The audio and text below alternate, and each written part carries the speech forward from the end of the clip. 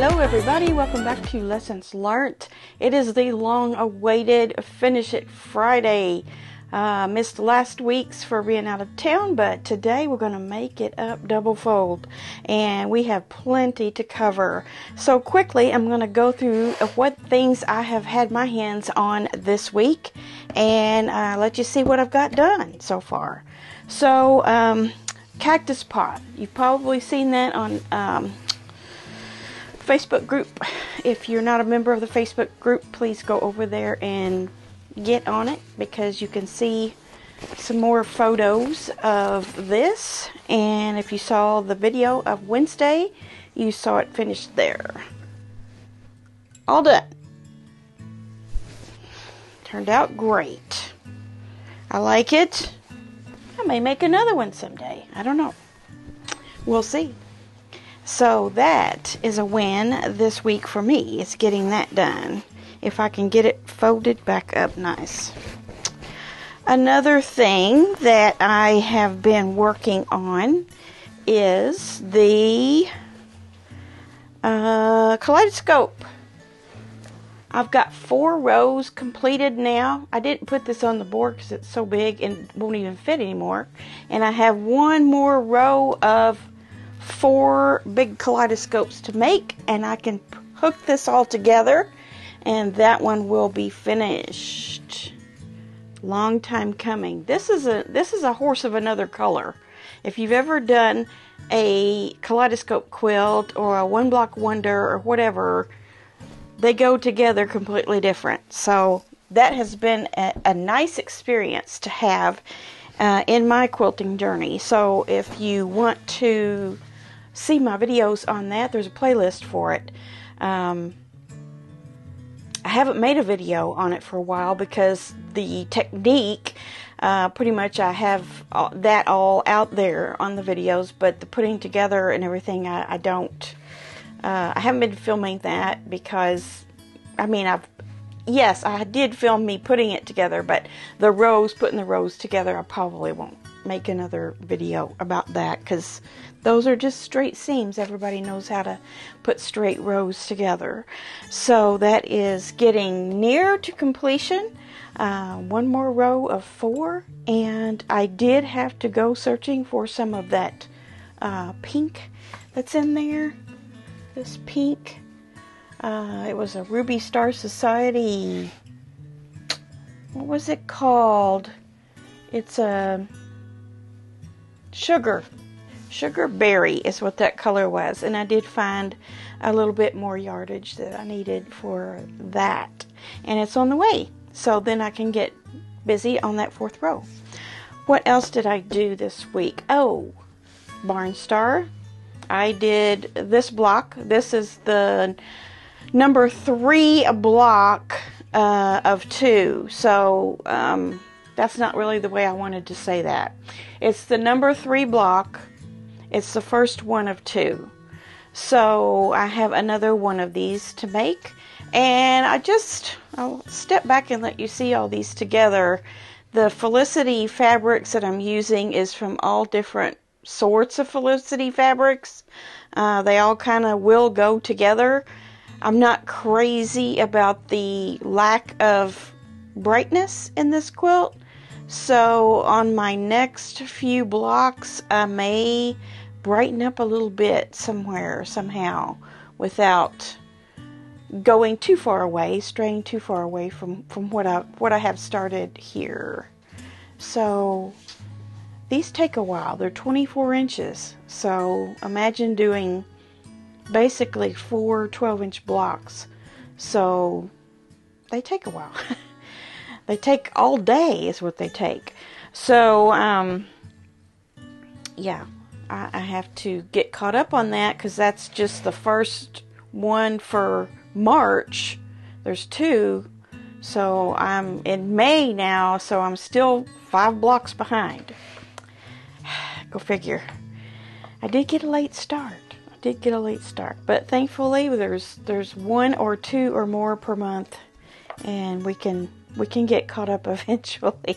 And if we don't get caught up, so what? We'll just keep going on our own time. I have also started the Love Your Library quilt. from Pat Sloan's book. And I want you to take a look at this pattern, especially the frame that's around it and the bookshelf, like the actual wooden bookshelf part of it. She has used like a, I don't know if it's black or navy, and it has like a gold stripe running through it. I'm going to show you my fabrics for that, and then I'll show you some of the blocks that I've gotten done so far. So there's that floral border around, which represents the wall, and then the bookcase, and then the books, and then the background of the bookcase. So here's what I'm doing. I am doing this for the wall, and then this for the bookcase. And I've had this, and this will run, this can run this way too, for those, you know, for the vertical, and then the other way for the horizontal pieces of wood that compose the bookcase. So does that make sense? Although this won't be behind the bookcase, it'll be within. What's behind is some fairy frost. I found a yard in my stash of some kind of a ivory fairy frost. So that's what my books have behind them. So there's two of them, and then here's another one. And I want you to look at my little kitty cat right there. Isn't that cute? That's some really old fabric that I have. And I thought, I'm going to cut that little kitty cat out and put him on that book.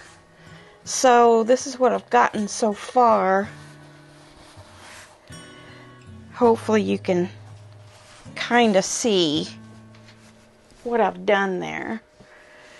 So this will be my bookcase and my wall. It's good. It's kind of hard for you to imagine it. This piece of fabric, and if you all shop at So Yeah, you have seen this fabric. They have this all the time. It's just a tan and a taupe and a white stripe. And back when I was first buying fabric from them, I think this was an end of bolt thing or something, because I have got boo-coos of this fabric. So I can use this for the back as well as cut out my stripes how I want them for the bookcase. So that is what I'm going to do for that. And these are super fun to make. You can take them, and Pat said this in her video as well, you can take them and put some kind of word fabric or something here that represents more of a book. And I tried to pick out things that looked kind of like book spines. So this was the first one I did, and then I'm kind of doing them in groupings of color, but I'm going to have all types of colors in my bookcase. So that's fun, and it's a small project, so yeah, it'll be a fun one, I think. And it kind of is nice to do something fun in between larger projects that you're working on, like this one. So there's that. And then I also received last week, I don't know if I mentioned it on Monday or not, I think I did, that I'm involved in a Stitch in Heaven block of the month that just started as well. And it's called Happy Days. And I have not touched that yet, so I need to get busy on that before, I think it runs through the 20-something of June. Each month, it's like the 20 to the 23rd is when the cutoff is. So ideally you would have your block done by that date, because you'd be getting another shipment in. So that is what I have been doing, and that's plenty. I've had my plate full. I might get that Happy Days block out today and mess with it a little bit. Let's go to your all's makes for this last time period of 2 weeks, really. And I have a whole bunch, so I'm going to go through these as quickly as I can, but yet make sure that you all get a chance to really see them. The first one I have is from Carol Lee, and I'm going back as far back as I have in time on the emails to try to pick up some that I missed. Even on the last Finish It Friday that I made, there was some emails that came in immediately after I had made the video, so these are about 3 weeks old. So I want to get them first, but this is from Carol, and it's a little wall hanging she has there, and it looks like a paper piecing type of technique, but let's see what she says about it. She says, I purchased a new tool from Creative Grids. It's the Wonky Log Cabin. I had some Tilda Fat 8s and I wanted to make something small, so I made up this small table runner. I just love the Tilda fabrics and the way the blocks look all twisty. Also, they are so dainty. Generally, my quilts are fun, bright fabrics, so a bit out of my wheelhouse. Well, these are pretty bright fabrics. I understand what you mean about Tilda, though. It kind of has a softness to it. I love Tilda. So this is actually a table runner, that's good. It turned out really great, and I like your wonky log cabins. I've never done that before. Awesome. And then Pam also sent something that she finished, a table runner. And this was a Lori Holt pattern. And I believe this was in a subscription box, and it's paper piecing, if I remember correctly. She had sent us some blocks, individual blocks of these before, or I had seen her on Instagram or Facebook, I'm not sure. But that turned out really cute. The scrappiness I love. And I think they're called kites, aren't they?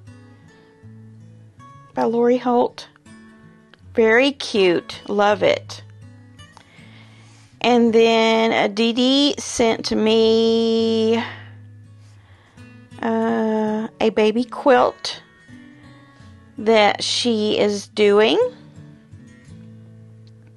And this has little elephants on it, and it's a real simple pattern with what looks like 5-inch squares, maybe smaller, and she's arranged them in diagonal rows. Must be for a little boy. It's blue. Let's see. She says, I finished the quilt top for her first great-grandbaby. Congratulations. I started with 7-inch blocks but mismeasured when squaring my 4 patches, so instead of 13.5 by 13.5, they are 12 by 12. Still pretty good size. Okay. And then the size comes out to 40.5 inches by 52 with the border, and she just has to secure that top edge to the batting, and it's lightly pinned to the wall. I think I might quilt to the batting, then just sew the backing to the front and flip right side out. I haven't decided yet. Yeah, you can absolutely do that. I think they call that an inside out quilt, but that's an easy way to do it. Yep. And then I have one from Colleen. This is her variation of Pat Sloan's Summer Camp Quilt-Along from the summer of 2022. She says, I made it bigger by doing 2 of each block plus adding an extra. I started with a 10-piece art gallery bundle. I love art gallery fabric. The gray dotted background fabric and the fiery batik. I used Pat's wonderful cornerstones in the borders rather than in the sashing because I was running out of my fabrics. And then she had it long-armed. And she says that she did a great job on it. Looks like she did. Yes.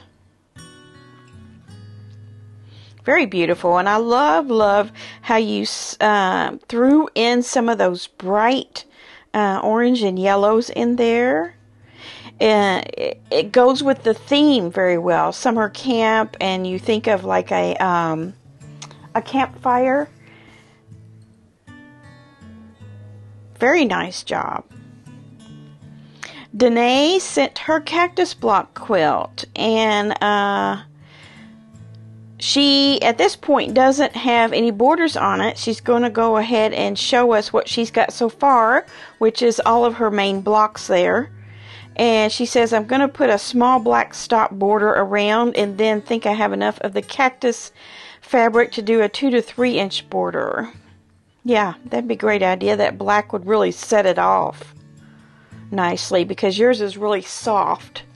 But you did a great job on it. I love it. And then Susan has a pattern from the Fabric Cafe PDQ book.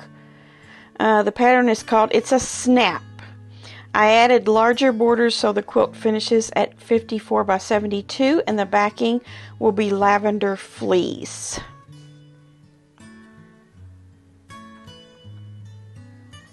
Okay, yeah, this is great. Lavender fleece on the back of that will be very luxurious. Love those prints there, those paisley prints. The purple and the black really pull all the colors out of there.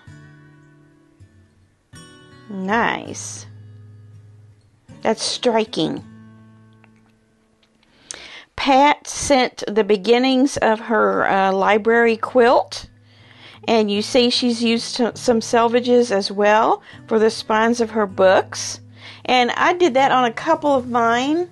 I don't know if you noticed, but like this one right here has one on it. And I'm leaving that little, I'm turning under the raw edge, but then the little fuzzy edge I'm leaving. I just kind of like the way that looks. So that's another thing that makes this fun. Nice job, Pat. Keep on going. We're just getting started on that one, aren't we?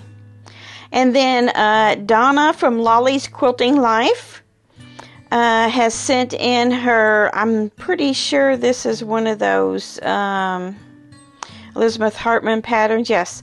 She says this quilt was made for my 2-year-old grandson. He just recently got a new bed. He loved it so much. It was so worth every stitch I made. This is an Elizabeth Hartman pattern, Dinosaurs, beginner friendly, pieced and quilted on my Juki 2000 QI. Very nice job. Oh, I bet he loves that. Ernest has sent in something as well. This is a free pattern written by Juicy Juice for Andover called Canyon Road. It was very easy and it came together in about a week's time. I did straight line stitching in the HSTs and a loopy meander in the negative space. The binding is pieced in the corners with some leftover fabric, and it's 64 by 64. So he says if you go to Andover Fabrics and search the site for Canyon, it comes right up. And he also said there's a mistake in the pattern with a missing color in an HST. It should be the margarita color. So if you're doing that pattern and discover that, this is a tip on that. And he also is showing us his border variation that he's done on the edges there. Very nice. I like that you incorporated 2 different styles of quilting in your quilt. So don't think that, you know, you can only do meander or only do straight line. You can absolutely mix them. Anja, our friend from Holland, did their very first kaleidoscope quilt. She says, it took me a long time to get started on this one. I was so scared to mess it up. Common feeling. It was surprisingly easy. The girlfriend of my oldest son really likes it, so she can have it. Thank you for showing all of our quilts. This is really neat, and I was looking at it really closely. I don't know if it's going to come across on our photos that we're putting up here, but she's incorporated a little bit bigger pieces here and there that have some animals on them in the border. Got a checkerboard border, but there's some bigger pieces in there with some scenes on them. So yeah, it looks like someone has sat down and actually hand-pieced a whole bunch of hexagons. But there is a much easier way to do that. And Anja found that out, that these kaleidoscope quilts aren't as hard as they look. It makes it look like you're a quilting pro. Karen, another baby quilt. She says, "Hi Sherry, I was able to finish this quilt top for a coworker's baby. The animal print was larger than I expected, so I had to fussy cut. The quilt pattern is Garden Path by Fabric Cafe's 3-yard quilts. Since I'm a new quilter, would you have suggestions on a FMQ design for this? The blocks are 9 inches. Yeah, the fussy cutting really added a lot to this baby quilt, especially looking at your cornerstones. It really grounded the quilt down by doing those fussy cut blocks there. I love that vintagey looking animal print. This is really, really cute. And I told her I think I would just do a 2-inch crosshatch pattern on that straight line, since she's new at quilting, and that's a real easy one to do with 2-inch painter's tape. Yvette is my friend from the retreat, and she made this quilt. Let's see what she says about it. She says, "Here's the finished quilt top from a kit Sherry and I put together at the So Yeah retreat. Pattern is from Purple Pineapple." There's a quilt top underneath that's showing through. She said ignore that. Limited hanging space. But yes, I was with her when she bought this fabric, and we got some other background fabric to go with it, and she got home and put it right together. Great job. Another baby quilt. This is Andrea. She says, "This is Andrea, and I made this Jelly Roll Race quilt with applique name for a new baby in my friends group. Tatum, or Tater Tot as we call her, was supposed to be a boy. So when this darling baby girl arrived in January, I had to quickly change things up. I quilted this freehand design of flowers on my handy quilter Capri machine." And she put a label on it as well. And she's got it washed and ready to go for the baby. That's flannel on the back, isn't it? That'd be nice. She made a nice little corner label there. Very bright and beautiful. This will be something that Tater Tot drags around for a long time. It's got her name on it. You know, even a teenager would like a Jelly Roll quilt in all those colors. So this quilt is going to be very well used. Deb, she says, "I love gnomes and made this using the easy striped table runner pattern."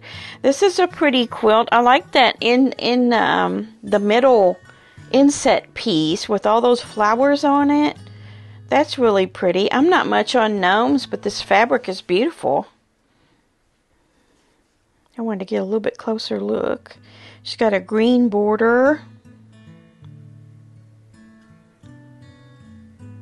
Nice. Very nicely done. And then Dolly has one. This was a quilt commissioned by her sister-in-law. Simple, but boldly eye-grabbing. I agree. She says, "Not my original design, but a magazine picture that I saved unidentified." So yeah, you can sometimes on simple quilts just take a photo or something you've seen somewhere in a magazine and replicate it. So those are 9 patches and square and a square, I guess you could call it. And yeah, the diagonal pattern of the colors that you made looks nice.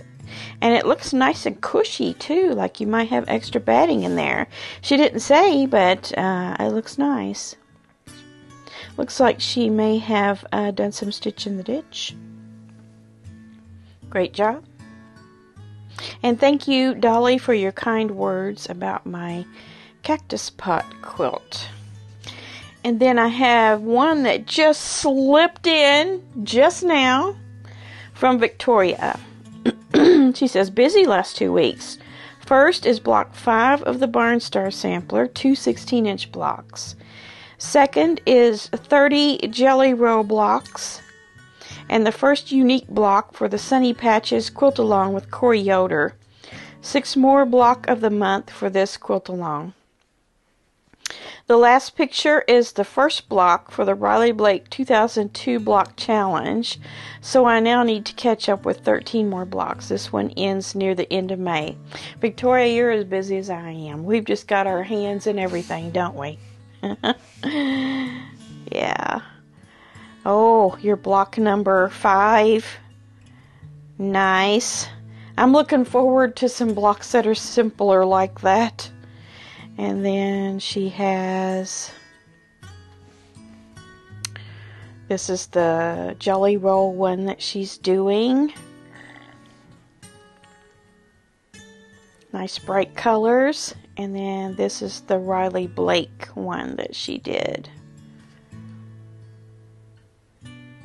Very busy, Victoria. Very bright, beautiful colors. Just keep trucking, keep on trucking on those blocks of the month and sew-alongs. That's what makes it interesting for me. If I get tired of one project, I know I've already got something else that I can start or finish or continue on. So that's how I operate. So kudos to you. And thank you so much, everyone, for sending in all of your beautiful quilts. I really appreciate it. And all of our viewers really, really love them. And we invite you to continue to do that. And if you've never sent one in, now's the time. Go check out the instructions in the description box on how to send one, what I will accept, what I will not accept.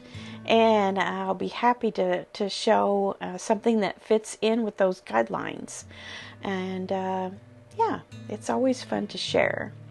All right, so everyone have a great weekend, and I will see you back here on Monday for Monday Quilt Chat. Bye.